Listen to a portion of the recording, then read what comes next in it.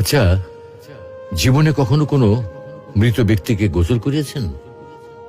যদি কখনো সুযোগ হয় তাহলে সেই মৃত ব্যক্তিকে গোসল করাবেন। তখন খুব কাছ থেকে দেখবেন মৃত মানুষের দেহটা কতটা অসহায় লাগে, মৃত্যুর পরে মানুষের দেহ কতটা ভয়ের কারণ হয়ে দাঁড়ায়। সুযোগ পেলে রাতে লাশটা পাহারা দেবেন, তখন বুঝতে পারবেন প্রিয় মানুষটার লাশ রাতের বেলায় আপনার কাছে কতটা অদ্ভুত লাগে, কতটা ভয়ের কারণ হয়ে ওঠে, কতটা আতঙ্কের কারণ হয়ে যায়। সুযোগ পেলে মৃত ব্যক্তির শরীরে একটু হাত লাগিয়ে কিছুক্ষণ তার স্পর্শ নেবেন।